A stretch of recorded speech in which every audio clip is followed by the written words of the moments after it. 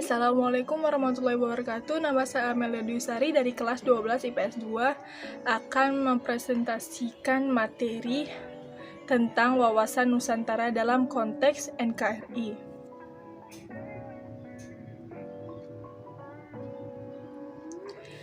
Pengertian wawasan Nusantara menurut ketetapan MPR tahun 1999 yaitu cara pandang dan sikap bangsa Indonesia mengenai diri dan lingkungannya yang serba beragam dan bernilai strategis dengan mengutamakan persatuan dan kesatuan bangsa serta kesatuan wilayah dalam menyelenggarakan kehidupan bermasyarakat, berbangsa, dan bernegara. Adapun secara etimologis, wawasan Nusantara berasal dari kata wawasan dan Nusantara. Wawasan berasal dari kata wawas, bahasa Jawa, yang berarti pandangan. Tinjauan dan penglihatan indrawi, jadi wawasan adalah pandangan, tinjauan, penglihatan, tanggap indrawi. Wawasan berarti pula cara pandang dan cara melihat. Nusantara artinya menunjukkan letak antara dua unsur. Jadi Nusantara adalah kesatuan kepulauan yang terletak antara dua benua, yaitu benua Asia dan Australia, dan dua samudra, yaitu Samudra Hindia dan Pasifik. Berdasarkan pengertian modern, kata Nusantara digunakan sebagai pengganti nama Indonesia. Adapun secara terminologis, wawasan menurut beberapa pendapat sebagai berikut. Pertama, menurut Prof. Wan Usman, wawasan Nusantara adalah cara pandang bangsa Indonesia mengenai diri dan tanah air sebagai negara kepulauan dengan semua aspek kehidupan yang beragam. Dua, menurut GBHN 1998, wawasan Nusantara adalah cara pandang dan sikap bangsa Indonesia mengenai diri dan lingkungannya dengan dalam menyelenggaraan kehidupan bermasyarakat, berbangsa, dan bernegara. 3. Menurut kelompok kerja wawasan Nusantara untuk diusulkan menjadi TAP MPR yang dibuat Lemhanas tahun 1999, yaitu cara pandang dan sikap bangsa Indonesia mengenai diri dan lingkungannya yang serba beragam dan bernilai strategis dengan mengutamakan persatuan dan kesatuan bangsa serta kesatuan wilayah dalam menyelenggarakan kehidupan bermasyarakat, berbangsa, dan bernegara untuk mencapai tujuan nasional. Berdasarkan pendapat di atas, secara sederhana wawasan Nusantara berarti cara pandang bangsa Indonesia terhadap diri dan lingkungannya. Wawasan Nusantara sebagai wawasan nasional Indonesia pada hakikatnya merupakan berwujud dan dari Kepulauan Nusantara sebagai satu kesatuan. Hankam. Hakikat wawasan Nusantara. Hakikat wawasan Nusantara adalah keutuhan Nusantara dalam pengertian cara pandang yang selalu utuh menyeluruh dalam lingkup Nusantara demi kepentingan nasional. Hal tersebut berarti bahwa setiap warga masyarakat dan aparatur negara harus berpikir, bersikap, dan bertindak secara utuh menyeluruh demi kepentingan bangsa dan negara Indonesia.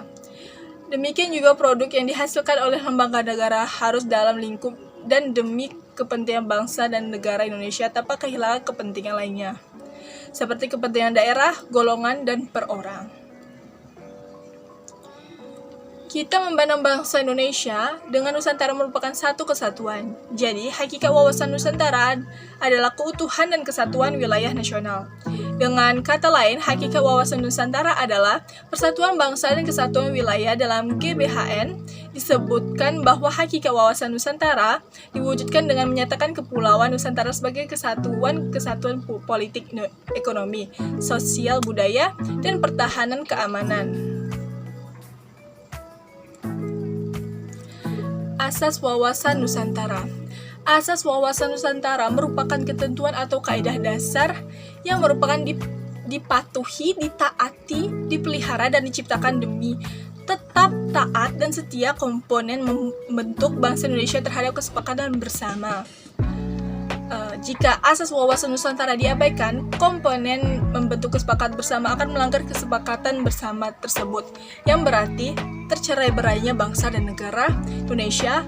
Adapun asas wawasan Nusantara tersebut adalah sebagai berikut. Yang pertama, kepentingan yang sama. Ketika menegakkan dan merebut kemerdekaan, kepentingan bersama bangsa Indonesia dalam menghadapi penjajah secara fisik dari bangsa lain. Sekarang bangsa Indonesia harus menghadapi penjajahan yang berbeda, misal dengan cara adu domba dan memecah belah bangsa dengan menggunakan dalih HAM, demokrasi, dan lingkungan hidup. Padahal tujuan kepentingan sama, yaitu tercapainya kesejahteraan dan rasa aman yang lebih baik daripada sebelumnya. 2. Kesesuaian pembagian hasil dengan adil, jerih payah, dan kegiatan baik perorangan, golongan, kelompok, dan maupun daerah. 3. Keberanian berpikir, berkata, dan bertindak sesuai realita, serta ketentuan yang benar biarpun realita atau ketentuan itu pahit dan kurang enak didengarnya, demi kebenaran dan kemajuan bangsa dan negara. Hal itu harus dilakukan. 4. Diperlukan kerjasama, mau memberi dan berkorban bagi orang lain tanpa meninggalkan ciri dan karakter budaya masing-masing. 5. Kerja adanya koordinasi, saling pengertian yang didasarkan atas kesetaraan sehingga kerja kelompok, baik kelompok kecil maupun besar, dapat mencapai sinergi yang lebih baik. 6. Kesetiaan terhadap kesepakatan bersama untuk menjadi bangsa dan mendirikan negara Indonesia dicetuskan, dirintis oleh Budi Utomo tahun 1908, Sumpah Pemuda tahun 1928, dan Proklamasi Kemerdekaan 17 Agustus 1945. Kesetiaan terhadap kesepakatan ini sangat penting dan menjadi tonggak utama terciptanya persatuan dan kesatuan dalam kebenekaan. Jika kesetiaan ini goyah, dapat dipastikan persatuan dan kesatuan akan hancur berantakan. Sekian dari saya akhiri. Wassalamualaikum warahmatullahi wabarakatuh.